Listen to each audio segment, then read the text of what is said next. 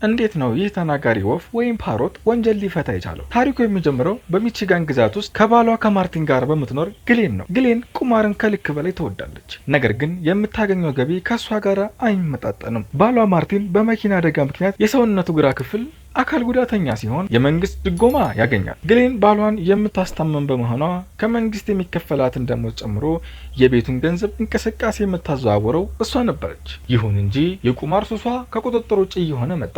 በ2010 ዓ.ም ብቻ በካሲኖዎቹ $75,000 አከሰረች። ይህም የቤተሰቡን አመታዊ ገቢ ማለት ነው። ይህ ኪሳራ ለመሸፈን ለቤት ኪራይ፣ ለመኪናና ለብድር እና ለግብር የተመደቡ ገንዘብ ለቁማር ማዋል ጀመረች። ማርቲ ለገንዘብ በጣም ጥንቁቅ ቢሆንም ግሌን ግን ይህንን ሁሉ ሚስጥር ደብቃ በቁማር ማሽኖች ላይ ትበትነው ነበር። በ2015 ዓ.ም እውነታው ሊደረስበት ጀመረ። ግሌንና ማርቲ ለመንግስት ክፍያ ዕዳ ያለባቸው ሲሆን የዕዳ አስከፋይ ድርጅቶች መኪናቸውን ሊረከቧቸውና ቤታቸውን ሊወርሱባቸው ተቃረቡ። ግሌን ቤተሰቧን ወደ ገደል እያመራች መሆኗን ብታቅም ሁኔታውን ለማስተካከል ግን አቅመጠች። ማርቲ ቤቱ ሊወርስ መሆኑ ገንዘቡ የት እንደደረሰ ገና አላወቅም። ይህን ምስጢር ሲጋለጥ የሚፈጠረው ፍንዳታ ግን የሁሉም ሰው ህይወት የሚቀይር ነበር። ግሌን የቤት ብድር ክፍያ ለ1 ዓመት ባለመክፈሏ ዕዳው $48,000 ደረሰ። ባንኩ ቤቱን ለመውረስ በጋዜጣ ያወጣው ማስታወቂያ የማርቲን እናት አየችው። ሂዳም ነገረችው። ማርቲን ቤቱ ሊወረስ እንደሆነ ቅንጣት ያህል መረጃ አልነበረውም። ወዲያውኑ ወደ ግሌን ሄደና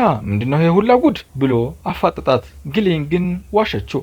ነገሩ በሙሉ አለመግባባት ነው፣ ለባንኩ ደውዬ አስተካክለዋለሁ አለችው። ነገር ግን ለባንኩ አልደወለችም፣ ምክንያቱም ያላት ገንዘብ የሚስተካከል ነገር አልነበረም። እዚህ ጋር ነው እንግዲህ ታሪክ ወደ ጨለማ ክፍል የሚቀየረው። ግሌን ዕዳው፣ የቤቱ መወረስና የቁማር ችግር ሁሉ በቅርቡ መጋለጥ እንደማይቀር አውቃለች። ያ ሲሆን ደግሞ ቤታቸው ተጫርቶ ይሸጣል፣ እነሱም ጎዳና ላይ ይወድቃሉ። ግሌን ይህ እንዲሆን አልፈለገችም። ስለዚህ አንድ ሰይጣናዊ ዕቅድ አወጣች። ከዚህ ምስቅልቅል ለመውጣት ብቸኛው መንገድ እኔና ማርቲን መሞት አለብን ብላ ወሰነች። ያኔ ሁሉም ነገር ያበቃል። ማርቲን እውነቱን አያውቅም፣ እርሷም ውጤቱን አትጋፈጥም። ግሌን ለቤተሰቦቿ የስንብት ደብዳቤ ጻፈችና ሽጉጥን አውጥታ ወደ ማርቲን መኝታ ክፍል ገባች። በከፍተኛ ጩኸት ከተጣሉ በኋላ አሁኑኑ ድምጽህን አጥፋና ና ብላ ጮኸችበት። ከዚያም ማርቲንን 5 ጊዜ ተኩሳ ገደለችው። ከዛም ግሌን ወደ ሳሎን ሄደችና ራሷ ላይ ተኮሰች። የሚገርመው ግን ግሌን ወዲያውኑ አልሞተችም። ጭንቅላቷ ላይ ከባድ ቁስልም ቢኖርም በህይወት ነበረች። በሆነ ምክንያት ሽጉጡን ከሶፋ ስር ደበቀችው። እናም እየተሳበች ወደ መኝታ ክፍሉ ተመልሳ ከማርቲን አጠገብ ተኛች። ከሁለት ቀናት በኋላ ጎረቤት ቤታቸው ስትገባ ማርቲን ሞቶ ግሌን ደግሞ በከባድ ቁስል አገኘቻቸው። ፖሊሶች ቢጠይቋትም ምንም አላስታውስም በማለት ከወንጀሉ ለማምለጥ ሞከረች። ነገር ግን ማርቲን ያሳድገው የነበረው ባድ የተባለ ፓሮት ነበረው። ከማርቲን ሞት በኋላ ፓሮቱ ከማርቲን የቀድሞ ሚስት ጋር መኖር ጀመረ። ባድ ግድያ በሚፈጸምበት ወቅት እዚያው ቤት ውስጥ ስለነበር የሆነውን ሁሉ አይቷል። ከጥቂት ሳምንት በኋላ ባድ በዚያችው ሰዓት የሰማውን ድምፅ ማስመሰል ጀመረ።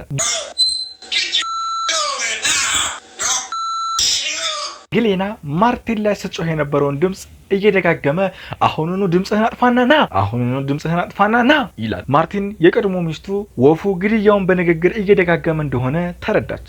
ነገር ግን የሚያሳዝነው ሁኔታ ያ ፓሮት ንግግር ፍርድ ቤት ላይ እንደ ማስረጃ ሊቀርብ አይችልም። ከዚያም 1 ዓመት አለፈ። አሁንም በግድያው የታሰረ ሰው የለም። የማርቲ ቤተሰቦች ግሌን እንደገደለችው እርግጠኞች ስለነበሩ በጣም ተበሳጩ። ስለዚህ የባድን ንግግር የተቀረጸበትን ቪዲዮ ለአካባቢው የዜና ጣቢያ ሰጡት። ይህም የፖሊስን ትኩረት ለመሳብ ነበር። ዜናው እንደተለቀቀ ታሪኩ በመላው ዓለም ተሰራጨ።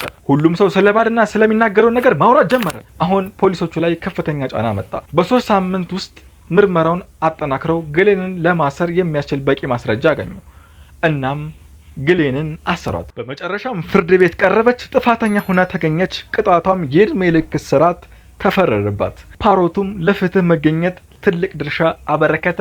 የቻናል ከተመቻችሁ ላይክ፣ ሼር፣ ሰብስክራይብ ማድረግ አይረሳ። አመሰግናለሁ። ባይ